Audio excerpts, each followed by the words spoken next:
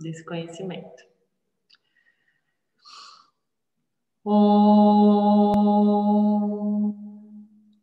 Sadashiva Samarambam Shankaracharya Madhyamam Asmadhyacharya Paryantam Vande Guru Paramparam Ishvaro Guratmeti Murti Veda Vipagne Vyomavad Vyaptadehaya Dakshinamurtaye Namaha Sarva Vedanta Siddhanta Gocharanta Magocharam Govindam Paramananda Satguru Pranatoshmaha Om Shanti Shanti Shanti Om.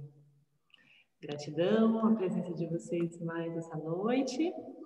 Nós estamos, então, dando seguimento ao capítulo 10. A gente parou na última sanga, na página 151, no subtítulo Como as cordas se ligam. É isso mesmo, né? Então, na semana passada, a gente viu uma parte muito importante, prática, né, pragmática, que fala sobre como cada guna assimila a experiência.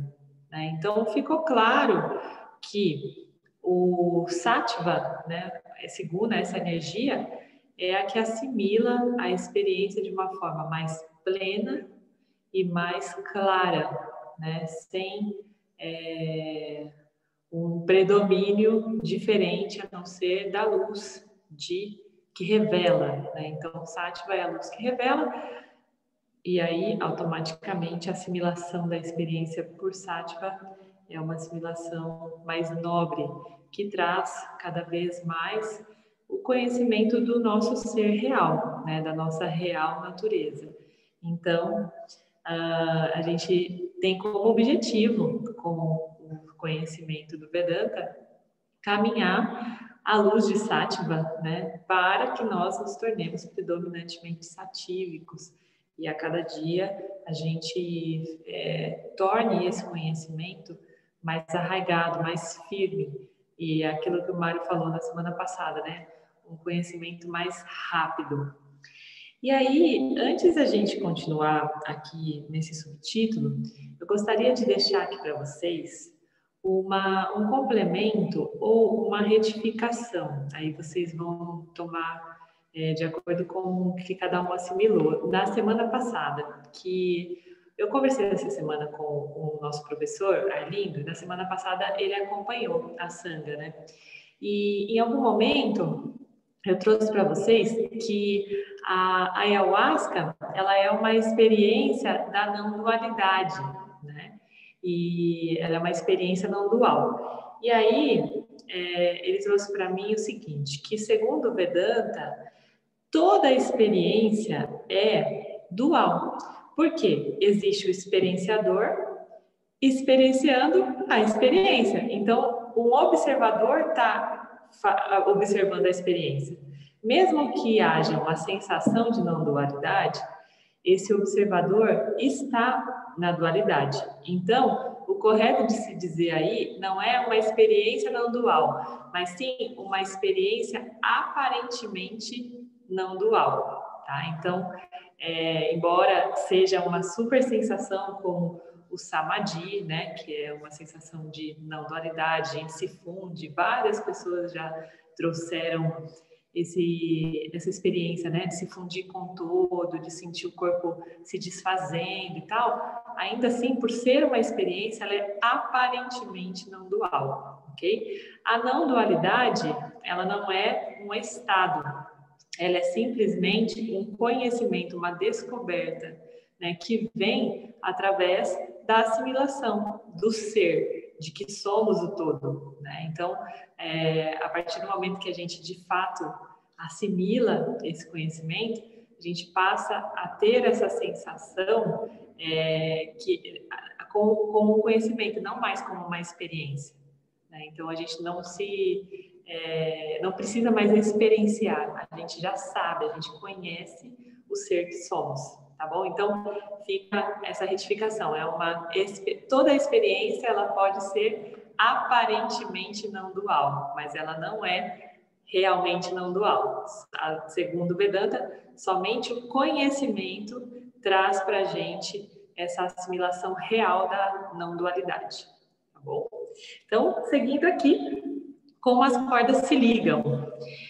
Finalmente, essas três energias são chamadas de gunas ou cordas porque aparentemente ligam o eu, o habitante do corpo, aos pensamentos, sentimentos e ações habituais. Cada um se liga de maneira diferente. Rajas liga-se pelo desejo e apego. O anseio pelas coisas e o apego às coisas o pressionam a se tornar um fazedor e amarrá-lo ao karma. Além disso, o desejo quer burlar as regras. Se você empurrá-lo contra as regras o empurram para trás. A reação contínua aos eventos é a escravidão. A escravidão aqui também é chamada de samsara, né? Aquela roda que a gente fica eternamente no automático, né? De vida e morte, escravo da experiência, né? E da autoria das ações. Tamas se liga pela ignorância e seus efeitos. Quando você está se sentindo inerte e preguiçoso, você não pode pensar claramente. Então, você está incerto sobre o que precisa ser feito e você tende a optar por não fazer o que você deve fazer ou fazer o que você não deve fazer. No melhor de todos os mundos possíveis, você não seria penalizado por não fazer alguma coisa. Porém, a vida não é o melhor de todos os mundos possíveis. Se você não responde adequadamente à vida, você é abençoado com sofrimento. Tente não pagar impostos ou a hipoteca e ver o que acontece. Além disso, quando você é preguiçoso, você está propenso a pular etapas, o que não faz de você um amigo do Dharma. Então, aqui na condição de karma yogis, né, que estamos nos propondo ser, eu acredito que já tem algumas pessoas que já estejam, né, percebendo essa condição no dia a dia, nós devemos responder ao campo sempre da forma correta, que é a forma dármica. Então, a gente aqui no Brasil, especificamente, né, tem esse jeitinho brasileiro. Esse jeitinho brasileiro, que as pessoas se referem, principalmente os americanos, né, os estrangeiros, é tamásico, é um jeitinho tamásico, né? Eu lembro que eu trabalhei um tempo para uma companhia americana e a minha chefe era americana. E ela falava, olha, são raras as exceções que a gente encontra de brasileiros que não tentam burlar o nosso jeito de fazer, né? Porque toda vez a gente queria temperar as regras americanas com o jeitinho brasileiro, para facilitar as coisas, né? Então a gente tem já uma tendência a tamas, porque essa facilitação nem sempre é dármica, né? Pelo contrário, ela vai trazer vai pular etapa, vai simplificar de maneira incompleta, né? Então pode prejudicar o sistema. Então nós temos aqui em Mitya, né? A gente tem todo esse sistema, esse aparato e corriqueiro, né, de rotina, por exemplo, aqui que o James traz, o pagamento de impostos, né? A gente tem boleto para pagar, a gente tem imposto para pagar, e a gente pode tentar burlar isso, mas isso é um exemplo clássico, né, de que burlar isso é uma ignorância, é tamas, né? Então, não tem para onde fugir quando a gente está caminhando para sátiva, né? Para a condição de karma yogis. A gente precisa o tempo todo estar atento ao campo, respondendo da maneira correta e entendendo essas predominâncias desses gunas, né, que vão surgindo no nosso dia a dia, na nossa rotina. Porque enquanto a gente estiver experienciando, Aqui a gente vai perceber, né, que em algumas fases a gente tende a perceber mais algum guna predominante, né? A tendência é que quanto mais satívica a nossa mente estiver, mais fácil seja de detectar, né, essas cordas se ligando e provocando uma reação, né, em nós, na nossa mente, no nosso corpo sutil. E a gente vai conseguir, tende a conseguir ser mais observador de tudo isso e ter menos apego e identificação de tudo isso, né? Porque tem gente que fala, mas eu sou mesmo isso, eu sou preguiçoso, eu sou nervoso, eu sou alguma coisa. Todos nós estamos em alguma uma condição, só que a condição maior que a gente vive aqui é a condição da mudança, porque o campo está mutável o tempo inteiro. Então, a gente pode mudar com o campo, né? Então, é exatamente isso que o Vedanta traz de maravilha para a gente, inclusive, né? Essa oportunidade de se transformar com esse campo que é mutante, né? E que tem essas cordas aqui, quando a gente conhece, fica tudo muito mais simples. Deixa eu ver aqui. Tinha alguém com áudio aberto. Acho que já fechou, né? Bom, então, dando continuidade aqui, embora Sattva seja um passo necessário para a autorrealização, ele se liga através do apego ao prazer e à felicidade. Quando a mente é satívica, você se sente bem. Quando você se sente bem, há uma forte tendência de se identificar com o sentimento. Olha só que interessante isso também, né?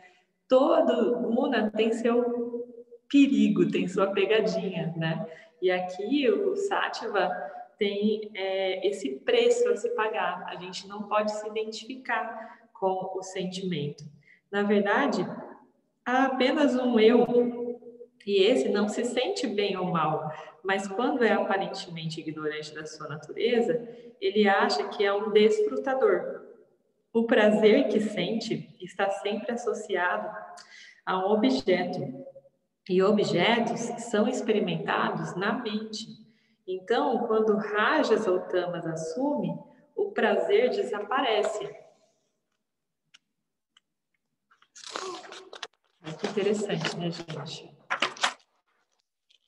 Identificar-se com a felicidade. Peraí. Ao identificar-se com a felicidade, você está pedindo infelicidade. Por quê? A felicidade não é um objeto, né, gente? A felicidade está dentro de nós, a plenitude está dentro de nós. Nós somos um ser e nós somos plenos e felizes e completos. Então, não existe nada fora de nós que possa trazer felicidade, nem mesmo uma experiência satívica, né? Nem mesmo experimentar de sátiva.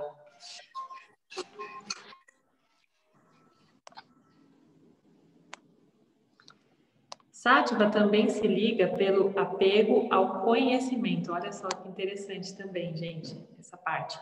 Porque Sattva é responsável pelo conhecimento e porque o conhecimento é necessário para a sobrevivência. É fácil se apegar ao que você sabe ou não sabe. As pessoas são pautadas, né, pelo conhecimento. Nós vivemos num sistema que mede a gente em muitas fases da nossa vida através da régua do conhecimento, né? Nós somos submetidos a essa régua. Então, acaba que esse sistema traz para a gente essa tendência de se identificar com o conhecimento. Como sabemos, a consciência não é um conhecedor. Ilumina o conhecedor, o conhecimento e os objetos do conhecimento. Ilumina a ausência de conhecimento.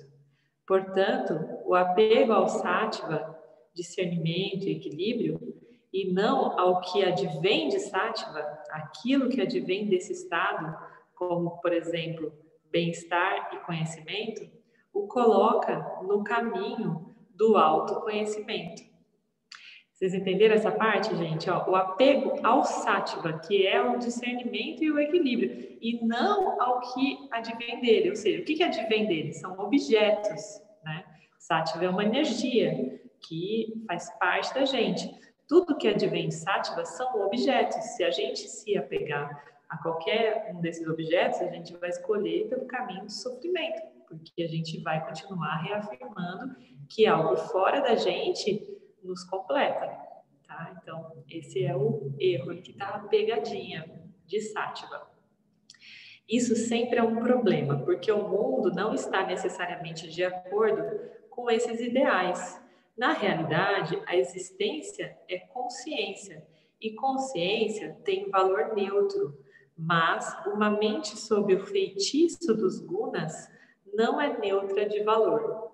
Então, mesmo que haja sáttva em predomínio, né, que é o nosso objetivo para que a gente se torne mais discriminativo, se a gente ainda assim pode fazer uma discriminação errada, né, a respeito do que a gente está experienciando.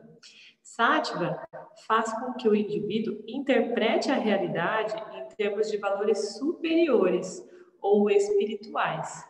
Bondade, verdade, beleza, por exemplo. Mas a criação de Ishvara não é toda doçura e luz. Contém tudo em igual medida, desde a bondade pura até o mal arrependido, da beleza sublime à feiura miserável. Então, aqui fala sobre esse bem-estar, né? Essa coisa bonita e perfeita que se remete a sáttva, porque parece que sáttva é um céu cheio de anjinhos, cheio de nuvenzinhas brancas, né?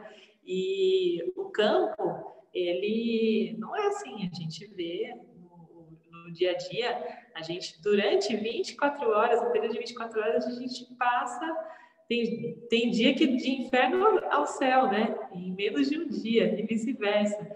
Então, a gente precisa ter a discriminação, porque quando a gente se apega à experiência de sáttva, a gente quer fugir da realidade, né? Então, por exemplo, um meditador que entra no estado de Nirvikalpa Samadhi, né, ou Samadhi, ele sente aquele prazer da aparente não dualidade, né? E aí numa situação assim de inferno, né, dessa parte negra da força, quando a gente está vivendo isso no dia a dia, existe uma tendência de fuga para esse lugar que é quentinho e de nuvenzinha branca, né? Só que isso é uma escolha, né? Isso é um erro, fugir é um erro.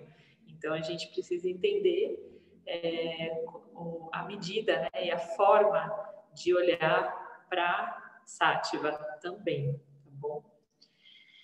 O mecanismo psicológico. A psicologia simples e universal dos gunas evita a necessidade da psicanálise. Você não precisa olhar para o passado para explicar seus bloqueios e complexos.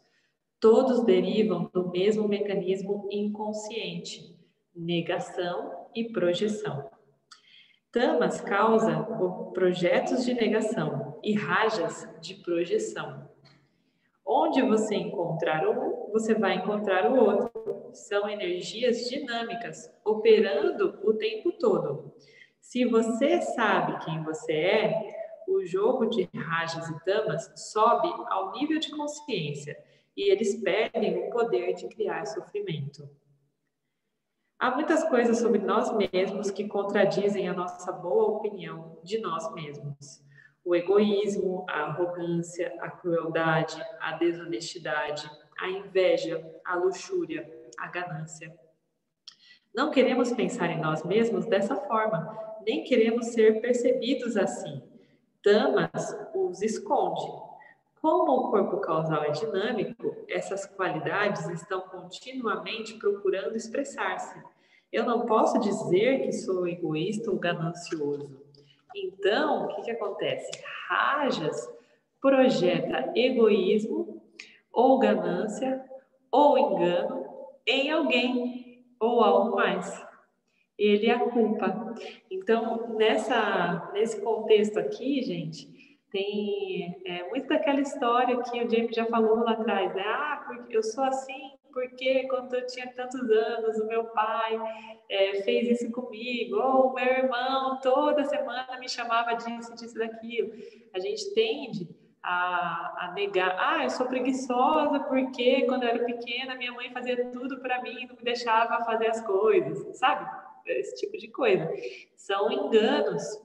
E então, em primeiro lugar, quando eu estou falando isso, eu sou assim porque minha mãe, eu estou apontando. Então, esse apontamento para o outro é a projeção. Tá? Então, eu culpar o outro é a projeção.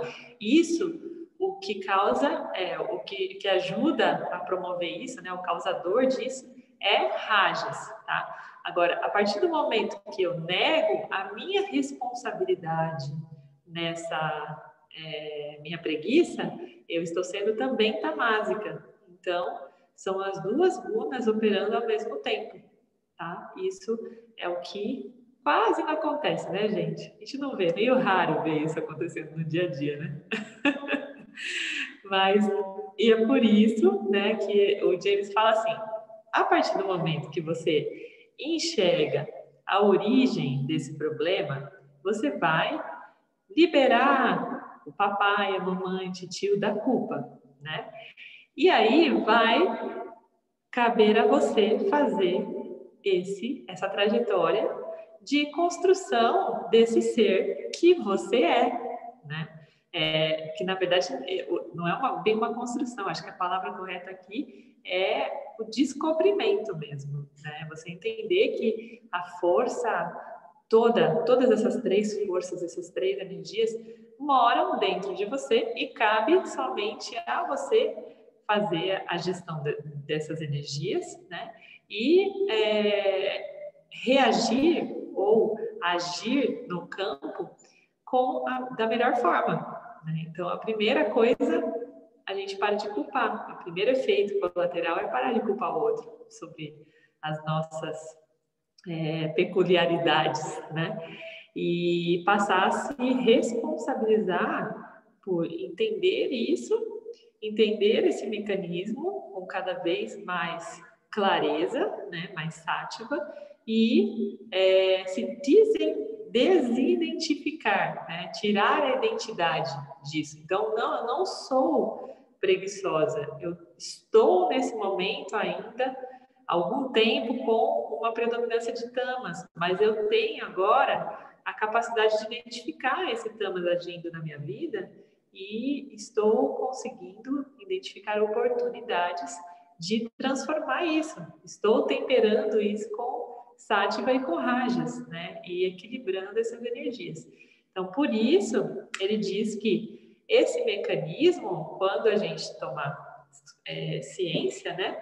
Ele dispensa as análises, a psicoterapia, porque na análise você vai, na psicoterapia, na análise também, você vai entender de quem é a culpa, né? De onde vem essa condição que se apresenta na sua vida, e aí você pode ressignificar, descobrindo, por exemplo, que foi uma experiência com a sua mãe, com seu tio, com seu pai, com seu irmão, que te trouxe para esse lugar aí. Mas nem sempre isso, de fato, garante uma mudança, né? Pelo contrário, em alguns aspectos, dependendo do nível de ignorância que essa pessoa tiver, ela tende a continuar eternamente culpando porque descobriu de quem é a culpa, né? Então, existe esse ponto da psicanálise que o Vedanta ele traz como dispensável, né? Uma vez que você sabe desse mecanismo, conhece, você não precisa, está dispensado da psicoterapia, da psicanálise. O inquérito rudimentar. Há uma simples investigação para lidar com negação e projeção. Quando algo está incomodando você, e ele traz você em conflito com algum objeto, o mais comum é outra pessoa, embora você possa imaginar que você está em guerra com a sociedade, o governo, a igreja, as corporações, o tempo, a lista é interminável. Você pergunta a si mesmo se é verdade, se a seta dessas projeções, se o objeto ou motivo para qual elas estão apontando é realmente responsável por seus maus sentimentos. Então, nenhum objeto é realmente responsável por seus maus sentimentos. Tá? Eu acho que isso já ficou claro para a gente. Assim como também não é responsável pelos bons sentimentos. Bons e maus sentimentos surgem a partir da sua capacidade de discernir, de discriminar o que o campo está te apresentando. Claro que o seu ego vai dizer que né? É o outro, é a sociedade, é o governo, é o Bolsonaro, é a igreja e tal. Mas, né, o ego tem interesse nas suas projeções. É um mecanismo muito bem feito, né, gente? O ego, ele superalimenta rajas, né, o tempo todo. Projeções protegem-no e o mantêm no negócio. Que negócio é esse? Esse negócio é maia, essa é ilusão, né? Eles reforçam sua autoestima, seu senso de retidão, porque ele precisa pensar que é inocente e vítima, muitas vezes, né? Na verdade, é inocente na medida em que, no fundo, é essencialmente eu, mas está coberto por ignorância. Infelizmente, Maia tem percebido que não conhece a verdade de sua natureza e pensa que é uma pessoa porque é condicionada pela sociedade. As sociedades têm inimigos prontos na ponta dos dedos. Hitler tinha os judeus, Stalin, os capitalistas pequeno-burgueses, os cristãos, Satanás, os brancos, os negros, maridos, esposas, maridos, e todos os casados têm as sogras também, né, na história. As sogras também são as culpadas de todos os problemas. Precisamos de alguém para culpar. Eu não posso ser o problema, mas a verdade é, eu sou o problema. Não há problema além de mim. O problema mora em mim, na minha capacidade de discriminação da experiência que estou vivendo aqui. Essa parte acho que já ficou bem clara para todo mundo, né, gente? Que bom. Importantíssimo. Porque é condição para a gente continuar assimilando os conhecimentos do Vedanta. Esse método leva em conta o ego e pergunta: é realmente verdade que... Três pontinhos. Às vezes, é verdade que o mundo está fora de você. Então, você precisa olhar atentamente para os fatos e ver se é razoável supor que o problema está em outro lugar. Se o problema está em outro lugar, então a reparação está em outro lugar. E você precisa buscá-la em outro lugar. Ou você pode relaxar, porque não é problema seu. Mas nem todos os problemas são causados pelo mundo. Na verdade, muito poucos problemas são centrados em objetos. Mesmo se um objeto está causando problema, sem o pensamento associado a ele, ainda é realmente um problema? Se não for, então todos os problemas, em última análise, pertencem a mim. Então, por exemplo, gente, quando tem aqueles eventos catastróficos, né, no mundo, cataclismas, tsunamis e tal. Em primeiro lugar, né, quando eu estou diante desse problema, um tsunami vai me engolir, porque eu moro ali a 100 metros de onde vai acontecer o tsunami. Em primeiro lugar, é muito provável que eu participei das causas desse problema, né? E Esse tsunami, na verdade, é o campo se autorregulando. E nesse momento, se eu estou preocupada, se eu estou achando que isso é um problema, é porque eu ainda estou identificada com o meu corpo, meu complexo corpo e mente. Né? Então, eu ainda acho que eu tenho que sobreviver e viver mais o quanto tempo eu quiser. E isso é uma identificação com o corpo e com a mente, que é o que acontece muito com a gente, porque a gente é condicionado a vida inteira a se identificar com esse tubinho de carne aqui, né? E achar que ele é precioso e que tem que viver o tempo que a gente tiver que viver. Então, nenhum problema é um problema se a gente reconhece que a gente é o ser e que a gente está em tudo. Nós somos o todo também. Né? Então, isso precisa ser elaborado no dia a dia com todos esses exercícios de discriminação, porque óbvio que não é fácil.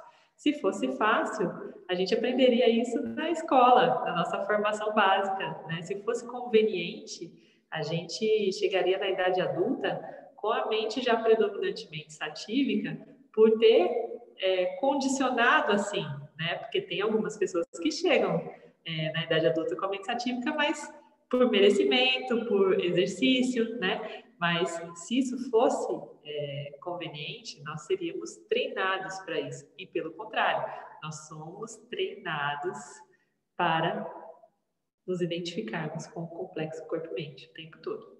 Tá? Na terceira etapa desse inquérito, você vai um pouco mais profundo. Você investiga a razão pela qual você tem um problema. Você diz: quem seria eu sem essa crença ou pensamento?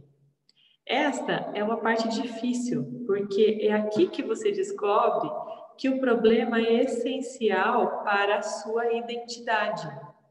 A resposta sempre é: eu ficaria feliz. Então, quando a gente, esse é um bom exercício, né, da gente fazer. Então, quando passa uma crença na nossa mente, por exemplo, eu sou aquela mesma história, né? Eu sou preguiçosa. Tá. Quem seria eu sem essa crença? Sem acreditar nisso? Eu ficaria feliz, né? Se eu não acreditasse nisso. Porque eu estaria mais próximo da identificação do meu ser real, da minha real natureza. Né? Então, essa é uma boa pergunta para a gente se fazer quando a gente percebe esses pensamentos vindo com muita frequência, né? Essas crenças aparecendo nas nossas falas. E isso aparece, gente, a partir do momento que vocês começam a se observar, trazem um pouco mais de sátiva, vocês começam a perceber a fala em terceira pessoa. Vocês já sentiram essa sensação de perceber a fala em terceira pessoa? Como se vocês se assistissem ao vivo? Aconteceu comigo. Aconteceu, Val? E faz tempo? Aconteceu. Foi muito louco. Pois é. Mas legal. Então, já é um sinal de que sua mente está mais discriminativa, né? Porque quando você se olha em terceira pessoa, você não está mais se identificando emocionalmente com o seu ser. Naquele momento, é óbvio que não é o tempo todo que a gente vive assim, nessa condição aqui, de karma yogis, né? De caminhantes, de vedantinos caminhantes. O Yanni, ele tem essa percepção o tempo todo. Ele não se identifica mais com esse complexo corpo e mente. Ele sabe que ele é o ser, né? Então, ele consegue o tempo todo elaborar e discernir aquilo que o Jiva está manifestando, né? O aparato refletor. Então, é bem interessante quando a gente se assiste, então tem a oportunidade de capturar essa crença passando, fala, nossa, é a terceira vez no dia que eu falo alguma coisa a respeito disso, né? Ai, Alicia! Tudo bem, amor? A Alicia tá com a vovó, gente, essa semana. Escapou aqui de casa. Ela deu um jeitinho de aparecer e falar oi pra mim. Então, quando a gente pega, né, essa crença e fala, nossa, eu tô pensando nisso pela terceira vez. Quem seria eu sem essa crença? E aí, aos poucos, você vai imaginando e vai criando, né, essa percepção e essa discriminação. E esse é o mecanismo de você crer antes de ser, né? Então, é mais fácil você crer e fingir que é até que você seja de verdade aquilo que você está buscando, né? Então, é um bom fingimento. Tem uma frase, né, que o James fala, fake it until you make it. Então, finja que você até que você consiga ser mesmo, consiga fazer isso que você está se propondo, tá? Então, esse é um bom exercício. Quem seria eu sem essa crença ou pensamento? Tentem trazer isso para o cotidiano, que pode ser bem construtivo. O próximo passo deve ser fácil. Soltar o problema. Muito fácil, né, gente? Mas não é tão fácil quanto não é essencial para a sua identidade. As pessoas que beberam uma vez excessivamente, mas que foram limpos e sóbrios por 30 anos, em reuniões de alcoólicos anônimos, costumam dizer com uma cara séria: "Oi, eu sou o Tom, eu sou um alcoólatra." Toda a vida adulta de Tom centrou-se em torno do problema do álcool.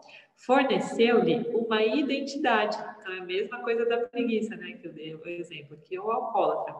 E, curiosamente, eu sou um alcoólatra é uma projeção, é uma ideia, graças a Maia, projetando para mantê-lo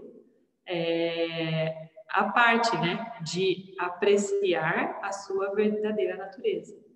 Então, quando eu me identifico com alguma característica, com alguma peculiaridade, eu estou mais distante de saber quem eu sou de verdade, né? E, gente, é o que mais acontece, porque o tempo todo a gente é condicionado a se identificar com alguma coisa, né?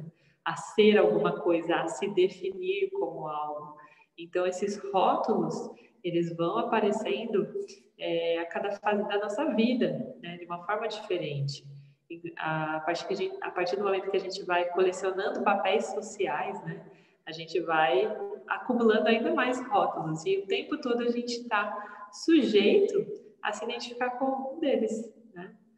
Então, eu sou alguma coisa. Não, você é o ser. Tudo que é diferente disso é uma ideia equivocada, é uma ignorância que te coloca numa condição desfavorável da sua real natureza. Lidar com seus problemas é um negócio complicado por causa do poder da projeção. Uma projeção comum, projetada para proteger o ego, é: eu estou certo. Isso é uma coisa que quase ninguém gosta, né? De estar certo. Meu Deus do céu. Tem gente que deixa de ser feliz para estar certo, né?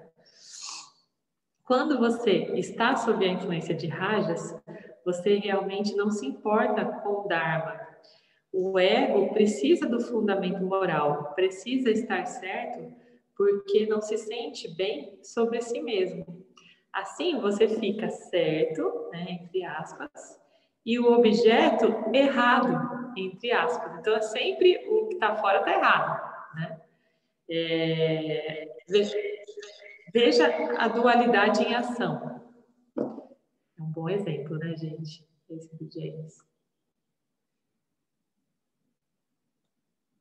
Vocês estão me ouvindo bem? Deu um eco agora aqui para mim. Tá. Ouvindo bem. Tá dando um equinho, mas bem pequeno. Tá bom. Tá bem aceitável. Então, vamos continuar.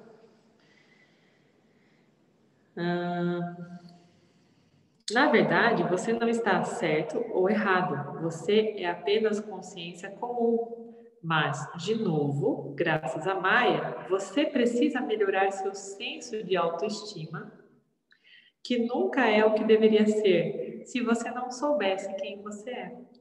O exagero é outro problema causado por rajas, que mantém você certo e o objeto errado. Em cada relacionamento institucionalizado, como o casamento, há sempre questões não resolvidas que levam ao conflito. Se o seu marido ocasionalmente se esquecer de tirar o lixo uma noite, ele nunca tira o lixo. Se sua esposa ocasionalmente se esquecer de pegar suas camisas nos limpadores, né, enfim, na máquina de lavar, ela sempre esquece. Ou qualquer outro exemplo do cotidiano, né, gente? A gente tem uma tendência de generalizar as coisas. E essa generalização é rajas, esse mecanismo aqui do exagero, né, de rajas. E, finalmente, se Deus me livre, alguém acusa você de projetar ou negar, você vai, é claro, negar e projetar. Eu sou rajásico? Eu sou tamásico? Imagina! Não sou não, eu sou perfeito. Né? A gente fica o tempo todo nessa, né? No mundo dual. Sem fim são os distúrbios de uma mente presa a rajas e tamas. A menos que compreendamos a dinâmica desse mecanismo inconsciente e ganhemos o controle dele enquanto se desenrola, o corpo sutil nunca se tornará indagador, porque a experiência não digerida o manterá interminavelmente, né, perturbado. Então, essa condição, né, de perturbação, ela é uma distorção do corpo sutil. O corpo sutil que discrimina é o corpo sutil íntegro, né, aquele que se regenera a cada experiência mal vivida ou bem vivida, né, ele não se apega. Então, quando o indivíduo se perturba por algo, ele não consegue digerir a experiência. Né? E essa perturbação nem sempre é negativa, gente, porque tem gente que entra num êxtase tão maravilhoso também que perde a capacidade de discriminar. Né? Um exemplo bem clássico disso é as pessoas que são apegadas em demasia ao sexo, né? Que buscam o prazer, o êxtase o tempo todo, e também os dependentes químicos, né? Que buscam o êxtase da substância. E é algo muito, muito bom, é uma super experiência, só que é o outro lado que também impede de discriminar. Né? Então, tudo ao extremo impede de discriminar. É dualidade em ação. Karma é uma experiência não assimilada. Karma Yoga é uma atitude com respeito à ação que neutraliza as inúmeras vasanas produzidas pela negação e projeção. Então, é uma ação, gente, que não vai retroalimentar essas vasanas, porque com a predominância de Sattva vai entender que não tem identidade com a vasana em ação.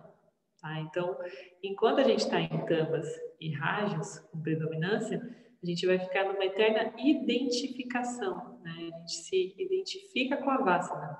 Então, enquanto karma e yogis, né, a gente passa a tomar atitudes satívicas, predominantemente satívicas, que vão deixar de alimentar a vasana. Tá? Igual aquela historinha lá do lobo bom, lobo mau, né?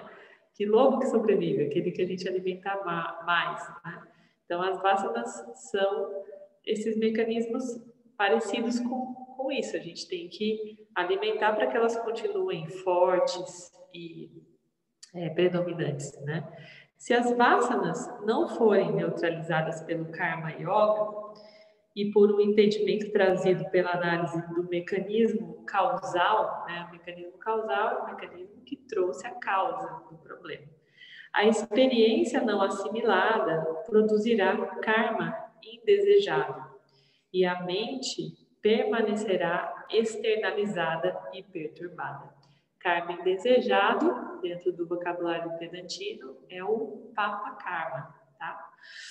Maya vai continuar a esconder o eu e Rajas vai projetar a ideia frustrante de que há uma solução objetiva para o desejo de completude. Ou seja, a solução objetiva é aquela que demanda uma ação, né? O fazedor. E o autor da ação. Então, continuando aqui, o corpo da dor. Uma das formulações mais populares desse mecanismo nos últimos anos é o corpo da dor, de Eckhart Tolle. É apresentado como uma entidade mais ou menos orgânica, que se alimenta de experiências dolorosas, ou seja, que a própria dor se torna um vasana e depois um sanskara. Não há nenhuma entidade vivendo em nós que está fazendo isso. É puramente um processo inconsciente, que parece consciente por causa da proximidade do corpo causal ao self, que é a identidade, né, do ser. O eu não é o corpo causal. Está sempre livre das estruturas criadas por Maya, que aparecem nele. Mas o corpo causal é o eu em sua manifestação mais sutil. Separá-la de seus efeitos do eu é um assunto do próximo capítulo. Mas a sensação de que a dor é consciente e busca renovar-se é certamente compreensível. A dor tem muitas formas, mas nossa dor mais fundamental é a dor da ação compulsiva, porque nos tira o nosso bem mais precioso, a liberdade de escolher e agir. A gente vê, né, aqui na Arca, a gente tem bastante procura de pessoas que estão passando por essas dores das ações compulsivas, né? Mais especificamente, nesse caso aqui nosso, dos dependentes químicos e dos depressivos, né? Dependentes de medicamentos controlados.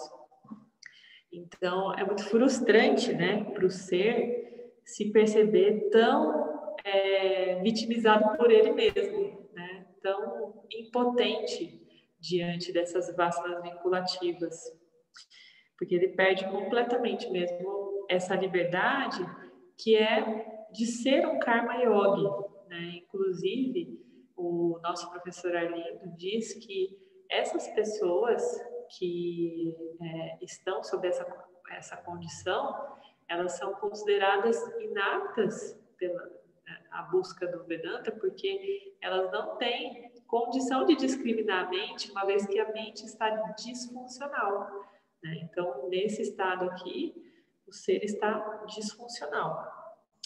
As paredes de pedra não fazem uma prisão fazer, nem barras de ferro, não. As paredes de pedra não fazem uma prisão, nem barras de ferro fazem uma gaiola. Como nós indicamos no primeiro capítulo, toda atividade humana é centrada em torno de uma tentativa de remover a sensação de limitação causada por ignorância, inspirada em desejos e medos.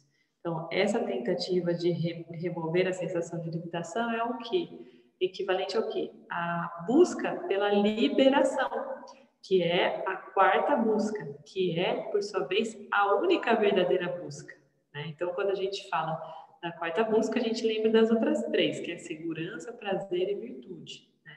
Então, a gente fica buscando segurança, prazer, virtude, segurança, prazer, virtude, quando, na verdade, nós estamos buscando a liberação, a libertação desse desejo por segurança, prazer e virtude, ok? Não perseguimos objetos por causa dos próprios objetos. Nós perseguimos para a sensação de liberdade que se segue quando atingimos. Então, mais do mesmo, né? É liberação. Nós buscamos, em essência, a liberação. O que elimina o desejo doloroso por eles. A síndrome de negação, projeção que sofremos produz a dualidade mais fundamental da vida. A dolorosa sensação de que eu estou separado do que eu quero, o tempo todo mascarando o simples fato de que eu sou o que eu quero. Ou seja, Eu sou a minha própria luz, eu sou o ser, né? Eu sou Brahman. Deve ficar claro agora que a série de soluções experienciais para esse problema apresentado no mundo espiritual moderno não vai funcionar. Como pode uma experiência discreta do eu, uma técnica de meditação, ou perguntando infantilmente quem sou eu, deve desfazer esse programa automatizado de mecanismo de produção de dor? Como que dá, né, para desfazer? É impossível. A ignorância é fortemente conectada nas redes neurais dos seres humanos e somente a ação consistente, baseada na compreensão, a desfazerá ao longo do tempo. Por isso, gente, que o Vedanta tem essa técnica, essa prática, né, estruturada nas 3 fases. Então, a forma correta de estudar, né, de ser um buscador do ser, é se submetendo às 3 fases do conhecimento, que é Shravana, Manana e Nididhyasana, certo? Então, aqui está dizendo, uma simples experiência tem começo, meio e fim. Porém, essa busca aqui do Vedantino, né, quando ele está expondo a mente a esse ensinamento, que é Shravana, quando ele consegue identificar esses ensinamentos acontecendo no dia a dia, que é Manana, e quando ele atinge esse estado de realização, né, de realizar esse conhecimento, que é Nididhyasana, aí sim ele se libera dessa busca da libertação, porque ele se torna um ser liberto, né? Jiva Mukta. Como cultivar Sattva? Então aqui a gente já entendeu que para que a gente tenha uma evolução contínua nessa busca, nós precisamos manter as nossas mentes predominantemente satívicas, né? E por isso é razoável que a gente cultive essa energia, esse guna. A mente é um jardim no qual Vedanta planta a semente do autoconhecimento que, eventualmente, se torna uma grande árvore. Então, olha, preste atenção nessa palavra que faz toda a diferença. Eventualmente se torna uma grande árvore. Por que eventualmente? Porque não crescerá no solo tóxico da consciência sansárica. A lógica desse capítulo nos leva à conclusão de que uma mente satívica é necessária para a libertação. Todos nós já entendemos essa parte, né? Então, como cultivá-la? Como transformar vasanas rajásicas e tamásicas em sátiva?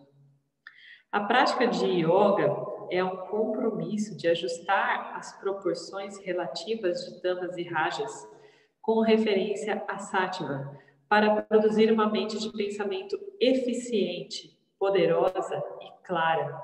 Esse pensamento eficiente, gente, é comparado ao pensamento rápido que o Mário trouxe, né, na semana passada. Aquela coisa de trazer um conhecimento firmado. Então, uma vez que o campo apresenta algo, a gente tenha um pensamento eficiente, um pensamento rápido, para interpretar o que o campo está trazendo e saber tomar a ação mais satívica, mais dármica. Tá? E aqui a prática de yoga, especificamente relacionada ao Vedanta e a esse capítulo, tem a ver com Karma Yoga, mas Yoga é a união, né, do ser, é a conexão, é a reconexão. Então, existem várias práticas sadhanas, que eles chamam, né, que nos auxiliam a reforma desse corpo sutil, tá? Para trazer essa predominância de sáttva. Quando a yoga preparou a mente, discriminando o eu dos objetos que aparecem nele, aí sim pode dar frutos. Tá?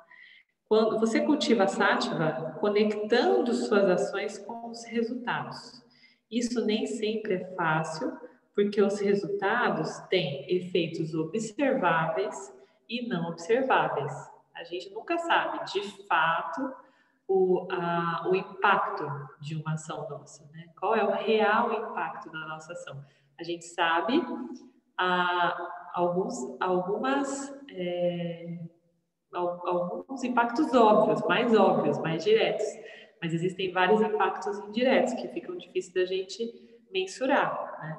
Se você beber uma garrafa de vinho, você vai se sentir estimulado, que é rajat, e momentaneamente feliz, satívico. Mas no dia seguinte, sua mente será tamásica e cheia de arrependimento. Então, a ressaca, gente, é tamas, tá? Que você se entregue a si mesmo dessa maneira mostra que você está com dor. A dor o motiva e a dor é o resultado de suas ações. Você não pode pensar claramente quando está com dor. A discriminação é muito simples. Se algo agita ou aborrece você, tem que ser renunciado. Você não pode simplesmente continuar fazendo o que está fazendo e, de alguma forma, esperar que a sua mente se torne pura. E sem uma mente pura, a verdade não encarnará em você. Ao mesmo tempo, você deve assumir atividades que elevam e harmonizam a mente, que nesse caso aqui desse exemplo não é tomar vinho, né? É fazer outras coisas diferentes de uma taça de vinho. Mas não é fácil, porque o ego usa seus hábitos para administrar rajas e tamas. Tire o hábito e é subitamente exposto à própria energia que está tentando eliminar. Ele fica ligado a coisas que não são boas para ele. Vai vir para cima com 1 milhão de razões pelas quais ele não pode deixar você. Uma vez que eu estava ensinando um amigo sobre maus hábitos, ele me ouviu e disse: "Bem, Jim, pode ser uma perda, mas é quente e é minha. Se você sabe muito bem o que não é bom para você e você continuar fazendo isso, você merece sofrer. Você está indo contra o Dharma." É assim que Shwara nos ensina. Se você quer crescer, você tem que enfrentar a chuva.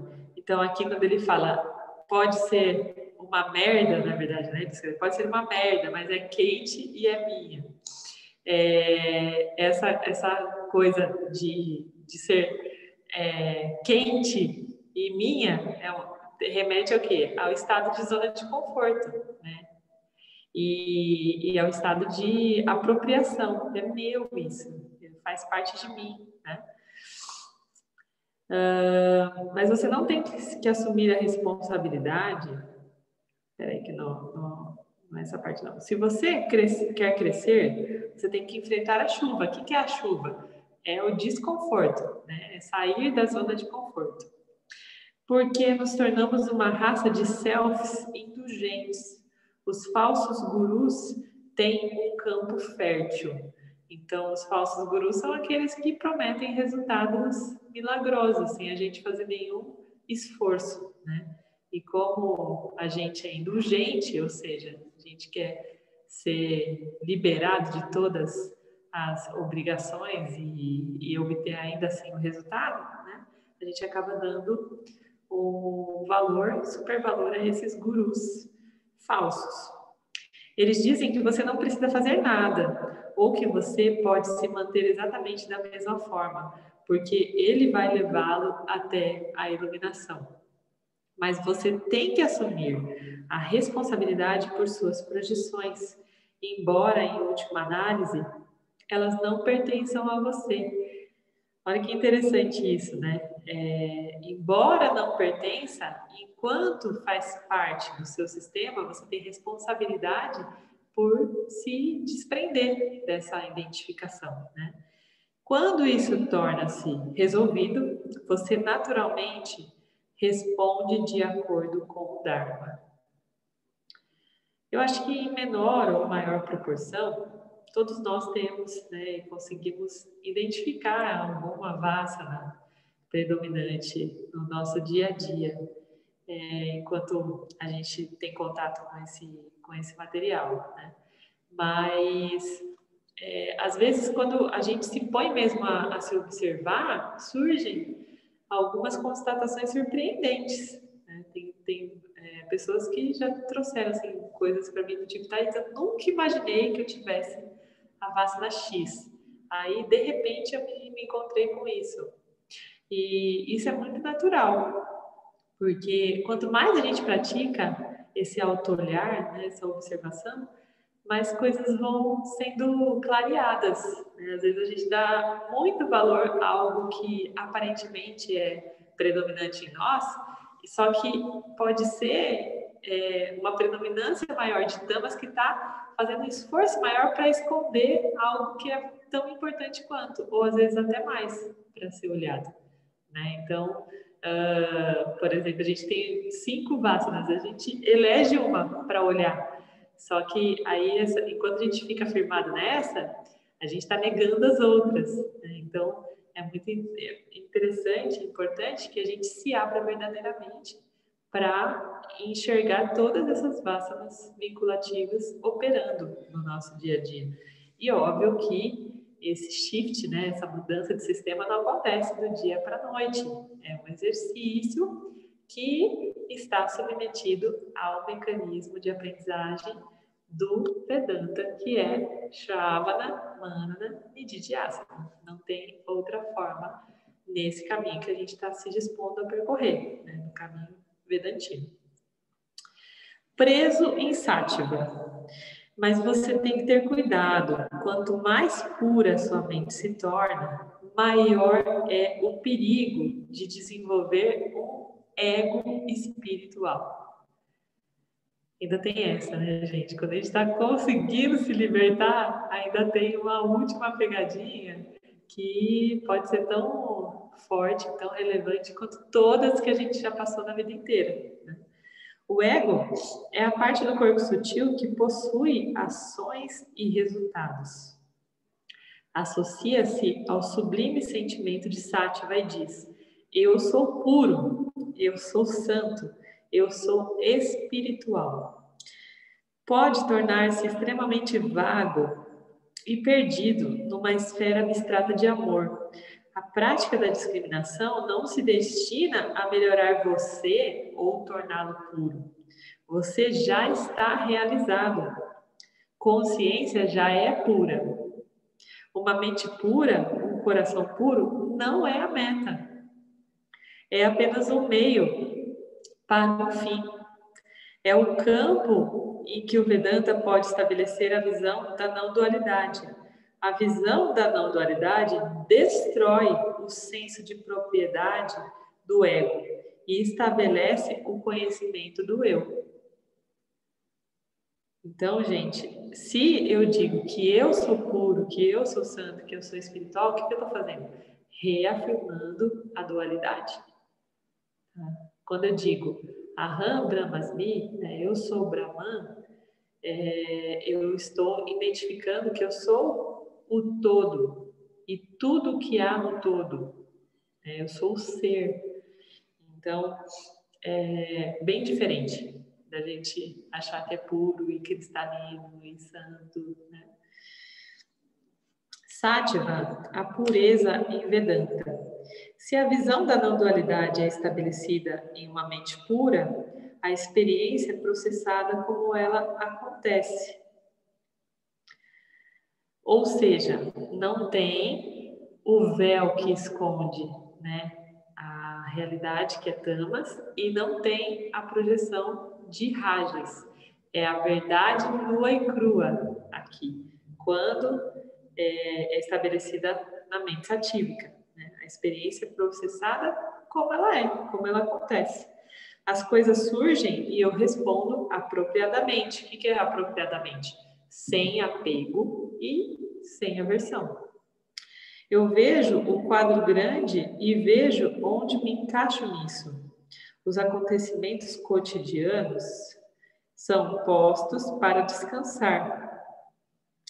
Nosso objetivo é fazer desse ensino o intérprete de nossa experiência. Precisamos confiar no ensino e deixá-lo fazer o trabalho. Uma vez que você veja como ele funciona, você não vai voltar a interpretar a realidade do seu ponto de vista pessoal, ou seja, dual, né? Sua vida vai fluir sem esforço, porque a dor será deixada de lado e a verdade assume o controle. Sátiva, né, gente? Assume o controle. A luz da consciência. É como estar em um tapete mágico, flutuando aqui e ali. Nada fica no seu caminho. Você é como água, fluindo em torno de cada rocha. Quem é que sente mais fluidez assim da vida desde que quando começou a estudar o Vedanta? Deixa eu ver aqui as carinhas. Eu comecei a me comportar melhor, eu acredito, assim, sabe? A ter um pouco menos de julgamento comigo e com o outro também. Então, acho que tá mais leve. Mais leve. Então, essa leveza é a mesma coisa da fluidez, né? Porque a água, ela é simplesmente isso, ela vai, ela se despoja de qualquer forma, né? Ela está sempre ocupando o espaço que tem para ela, né? Então, essa leveza é típica mesmo dessa fluidez. A relação entre ação e conhecimento fica clara. A ação purifica você e o conhecimento liberta. De certa forma, aqui, gente, a ação purifica você. O que significa isso? À medida em que eu escolho uma ação com o predomínio de sátiva, né, na minha discriminação, na minha escolha, essa ação será dármica. Tá? Então, essa ação dármica, ela vai me ajudar a me cada vez mais desidentificar com aquela vássana que está me provocando aquela ação, né? Que está me provocando dentro de um quadro, de uma situação, de um cenário. Tá? E aí, essa ação bem eleita, né? A melhor ação eleita, ela vai deixar de retroalimentar essa vássana e, consequentemente, vai purificar meu corpo sutil, tá? Vai restaurar meu corpo sutil dessa vássana vinculativa. Tá? E o conhecimento, obviamente, vai libertar a gente desse conjunto de vássanas. Tá?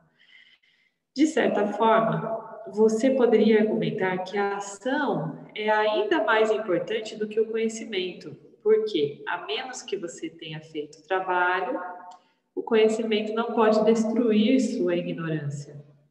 No próximo capítulo, A Visão da Não-Dualidade, discutimos o ensino base do Vedanta, a discriminação entre consciência e os objetos que aparecem em você. O ensino dos 3 gunas aparecerá novamente em um contexto diferente. Então, aqui ele já anunciou umas 2 vezes de que tem muito ainda por vir, né? Mas antes de avançarmos, precisamos considerar como é possível, mas difícil, alcançar a ilimitação através do yoga.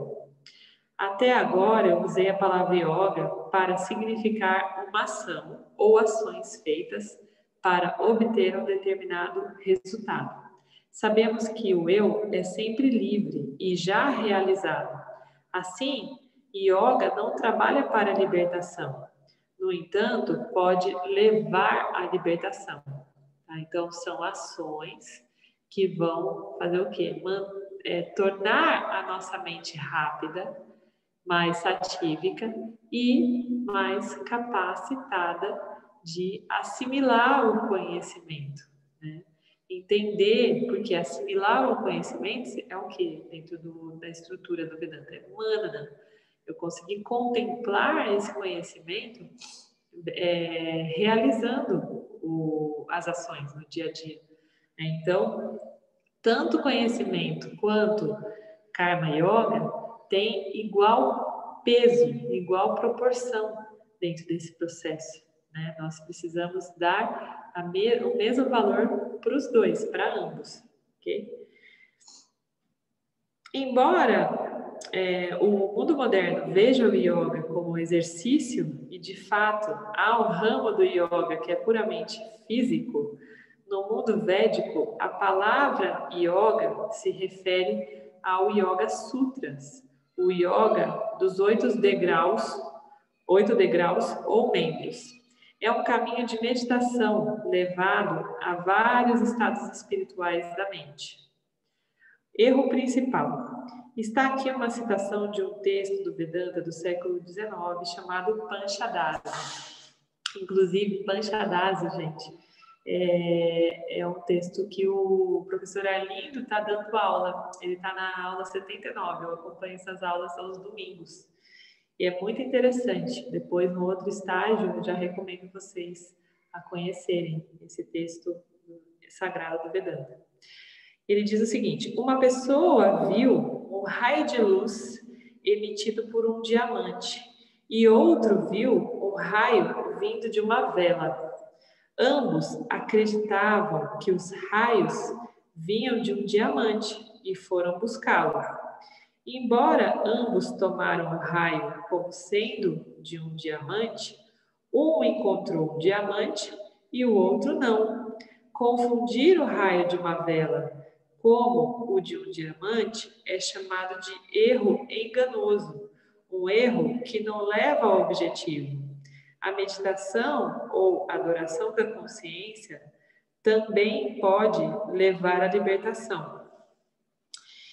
Uma vez que a gente consegue assimilar a essência das coisas, né?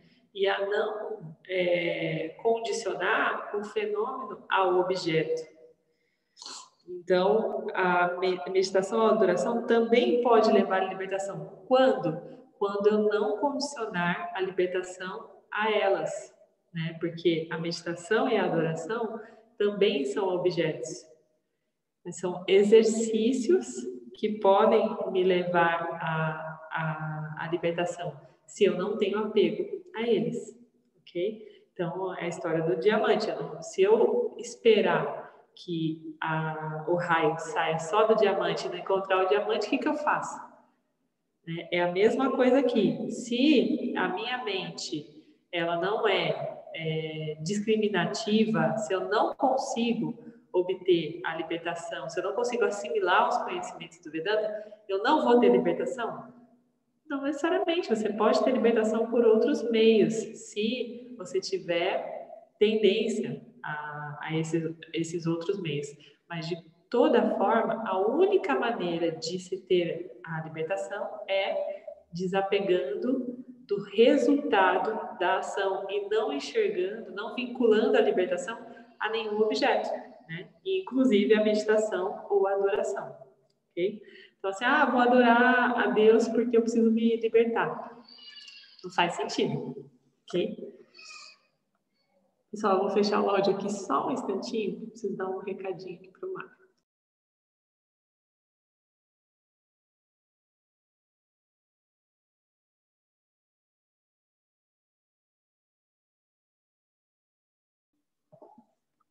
Retomando aqui, então. Meditação. A meditação é uma prática, né? Uma ação.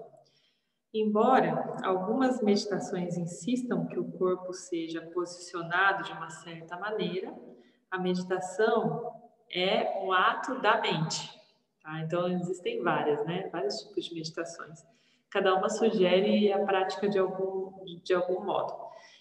Chamamos-lhes de Manasa Karma. As pessoas que fazem meditação acreditam que a técnica produzirá a experiência da iluminação.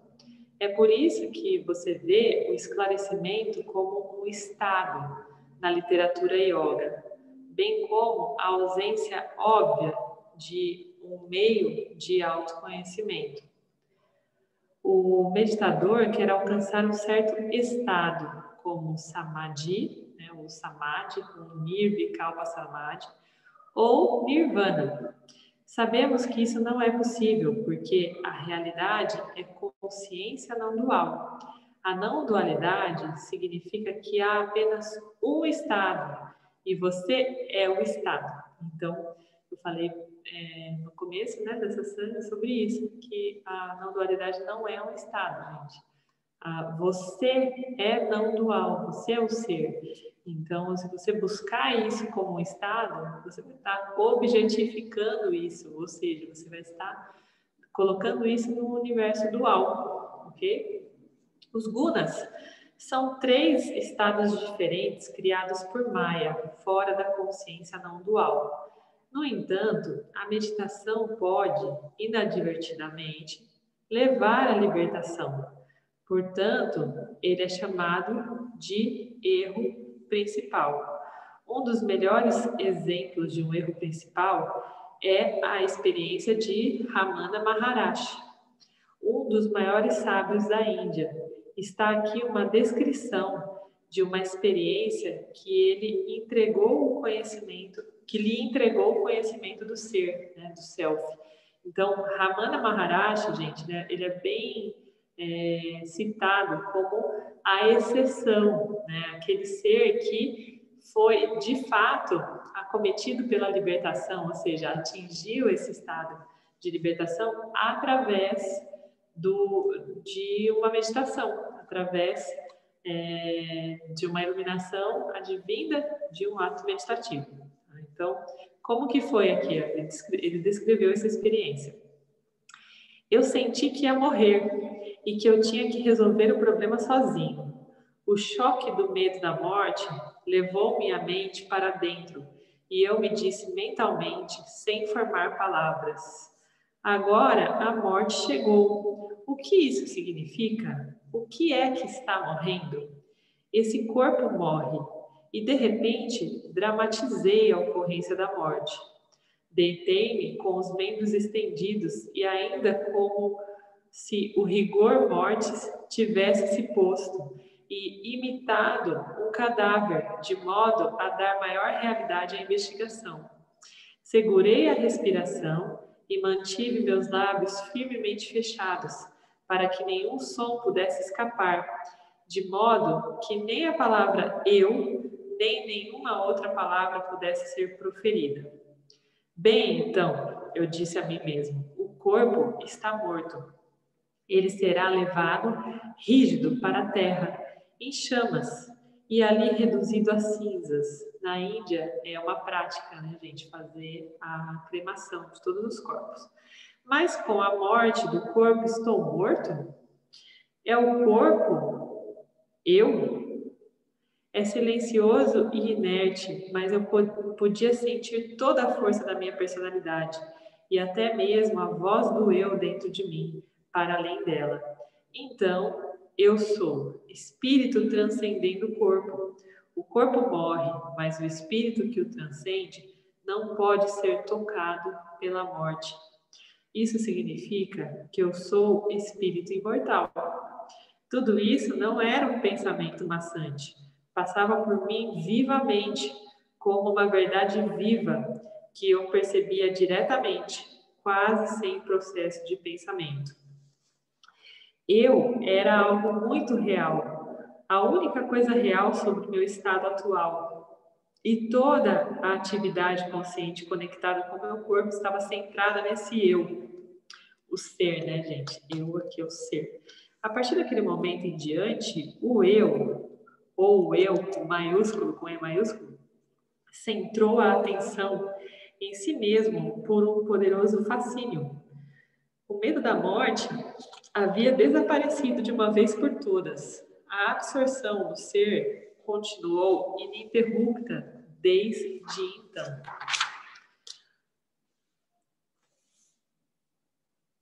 Outros pensamentos podem vir e ir como as várias notas de música, mas o eu, o ser, continuou como a nota fundamental que subjaz e mistura todos os outros estados. Se o corpo estivesse envolvido em falar, ler ou qualquer outra coisa, eu ainda estava centrado no eu. antes dessa crise, eu não sentia nenhum interesse perceptível ou direto nele, muito menos qualquer inclinação a habitar permanentemente nele. Então, voltando à nossa colocação lá do comecinho da Sanga, né, que eu trouxe para vocês essa correção do professor, dizendo que a experiência não dual, ela é aparentemente não dual. Por quê? Uma vez que a gente experiencia, primeiro a gente está como um observador, né, observando algo. Então, a gente está na dualidade. Aqui, o que aconteceu foi diferente. Ele não estava mais experienciando de uma forma dual. Ele estava sentindo completamente esse ser, esse eu. E diferente de uma experiência aparentemente não dual, nesse caso aqui, quando terminou o processo, ele nunca mais deixou de sentir aquela sensação, né? Aquela consciência, aquela certeza de que ele era o ser. Então, ele, Ramana Maharshi, é uma super exceção. Inclusive, o James fala sobre isso lá no comecinho da investigação, né? Existem algumas super exceções aí, existem alguns seres que têm merecimento, que têm, enfim, uma série de coisas aí que atingem essa condição, né, de libertação e se dão conta de que são o ser sem necessariamente ter que passar por todas essas fases da investigação vedantina.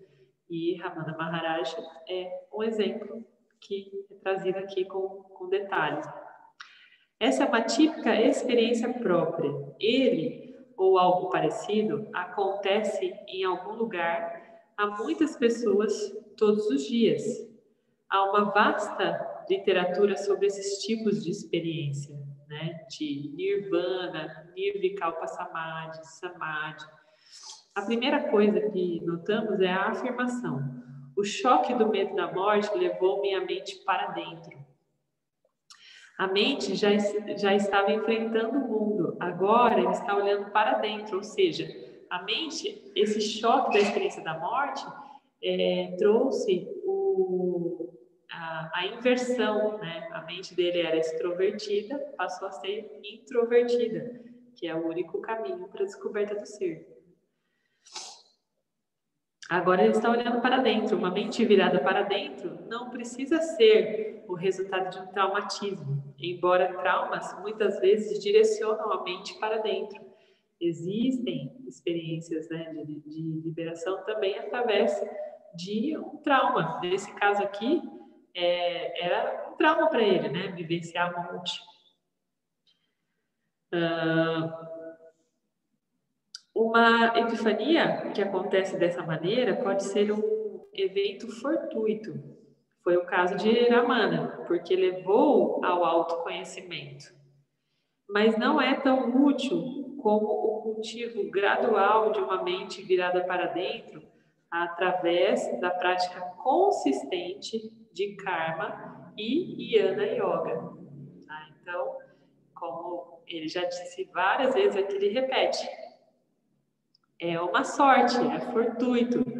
Porém, em contrapartida, esse conhecimento, né, o Karma Yoga e o Jnana Yoga, é um conhecimento revelado que já foi testado e aprovado por infinitos jivas que conseguiram chegar a esse conhecimento sólido através desse caminho. Tá? Isso porque a mente introvertida, por acaso, ou uma técnica radical, retorna invariavelmente a um estado extrovertido. Então, quando a pessoa vem ter uma experiência aparentemente não dual aqui na Ayahuasca, por exemplo, a hora que termina a sessão, tá todo mundo satírico, né? Se amando o planeta Terra, amando a família, amando todo mundo. Aí, sai daqui, na esquina é fechado por um motorista. Aí pronto, já não ama mais todo mundo, né? já se torna condicionado à mídia, né? E aí chega em casa, a mãe briga, aí já responde de mau jeito para a mãe, aí vai dormir virado de lado com a esposa, enfim. Isso é o natural, né? Porque é uma experiência aparentemente não dual que teve começo, meio e fim, e que a partir disso, Maia se projetou de novo na nossa percepção. Tá?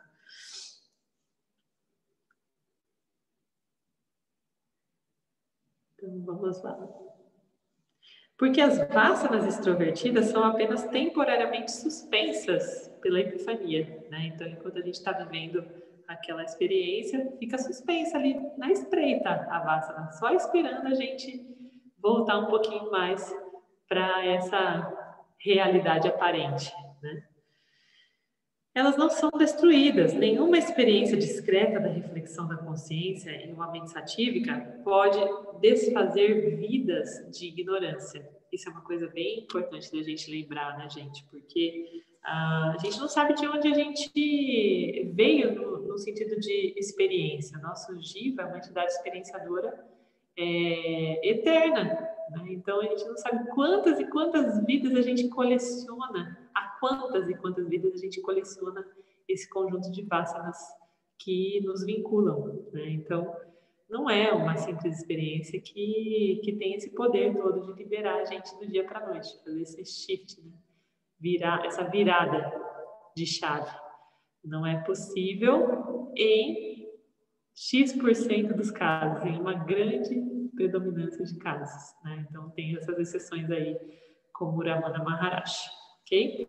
Então, vamos parando por aqui hoje. A gente parou na página 160, penúltimo capítulo, no penúltimo parágrafo, e eu vou abrir, então, agora para entender se alguém tem alguma dúvida ou complemento, ou exemplo do que está vivendo, se identificou com alguma parte aqui do texto, essa é a hora, fique à vontade. Eu queria compartilhar, assim, um pouco dos temas que eu venho estudando em paralelo ao Vedanta, né? E aí, quando você disse... E aí eu li em um dos textos sobre a ideia da consciência ser simbolizada como a água. E aí você trouxe hoje a palavra, o quanto a água é fluida, né? Eu tava pensando, eu não tinha entendido no outro texto, e talvez com o seu posicionamento hoje tenha ficado um pouco mais claro para mim esse simbolismo. Porque, no fundo, o mundo e nós somos feitos, da maior parte, de água. Né? E a água é o quê? É inodora, né? Ela é incolor, então ela é nada, ao mesmo tempo ela é tudo. E fluida ao mesmo tempo, né? Então eu fiquei pensando nisso, quando você falou a palavra fluida, eu falei, tem alguma coisa que na minha cabeça vai formar. E aí me veio isso, assim, sobre essa questão do eu, enquanto consciência, sermos também olhados como água, por exemplo, que forma o universo inteiro. Sim, esse é um elemento muito, muito importante, né, aqui para o planeta Terra, para a mídia, e ele auxilia a esse entendimento do ser, né? Porque de fato a água ela se adapta a qualquer forma, porque ela não é a forma, né? Exato. É um bom exercício lembrar da água. E aí eu queria também trazer, até parabenizar a Nath aqui, porque ela colocou hoje no Instagram dela, né, sobre uma música que ela cantou, acho que é Você é a Cura do Mundo, uma coisa, acho que é isso. E aí quando você fez uma pergunta também, quando você abriu recentemente, se alguém tinha alguma contribuição, é muito isso, né, eu acho que eu vejo a vida um pouco mais leve, mas não menos responsável, só que é uma responsabilidade onde tem um pouco mais de leveza.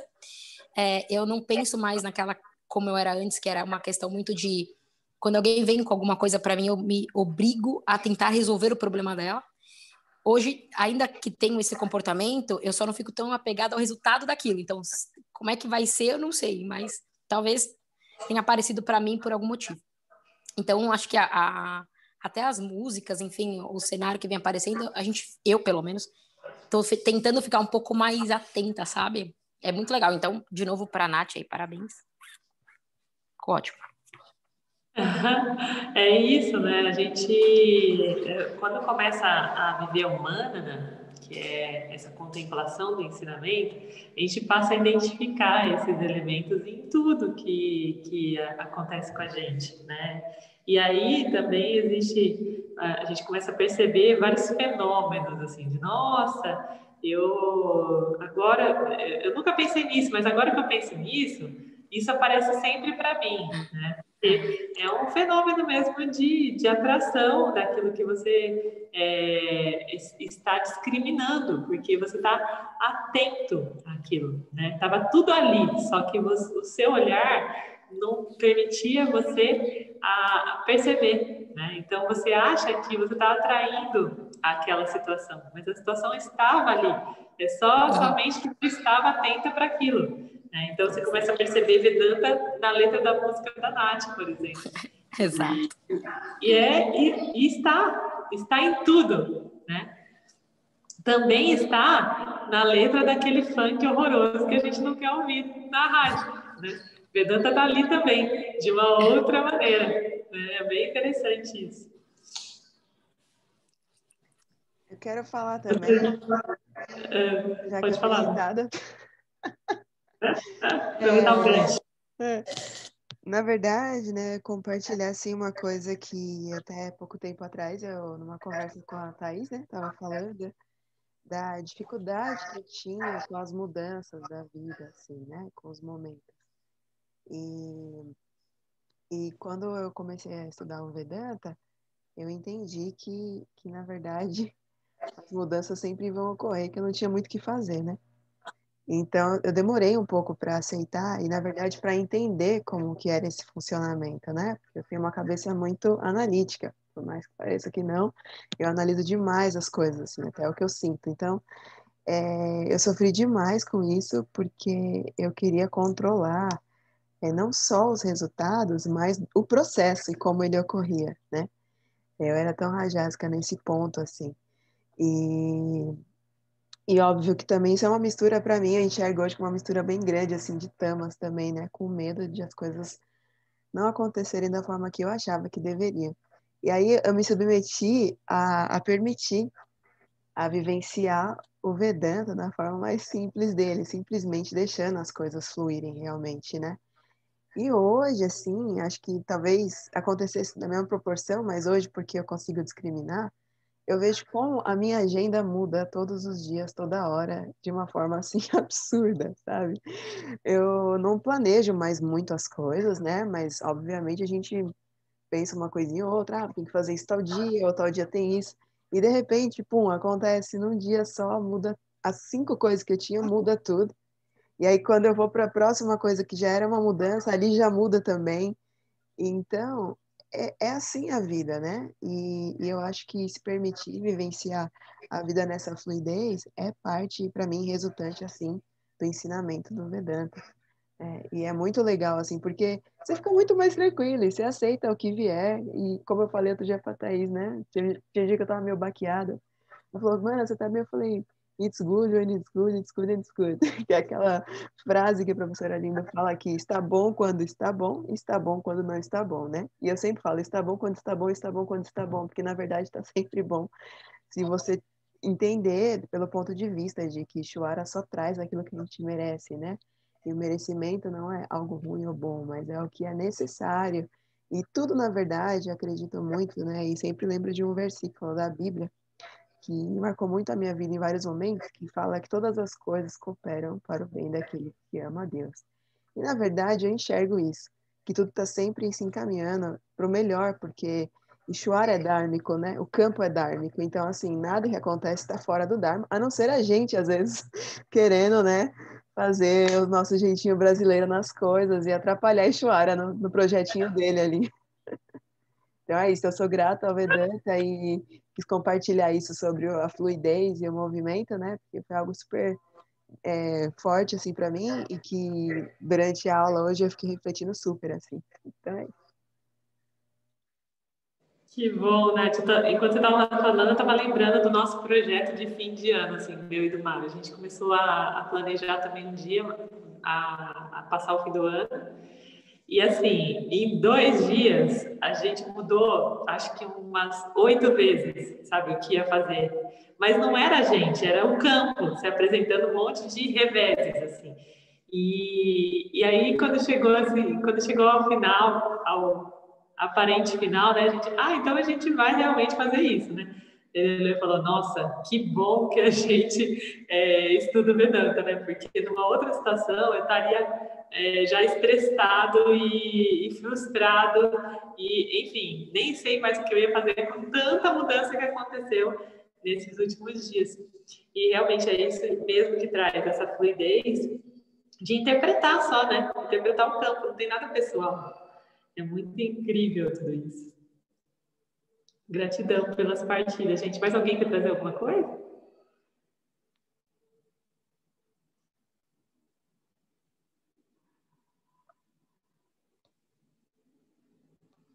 Bom, então, estamos todos expressados.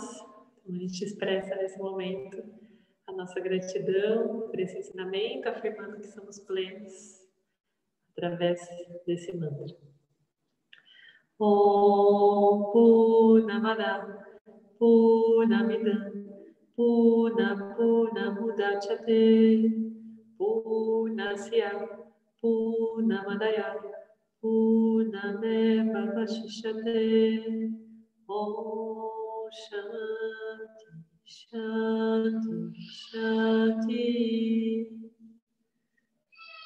Gratidão a todos mais uma vez. E a gente se vê na próxima quarta. Um grande beijo, ótima noite para todos.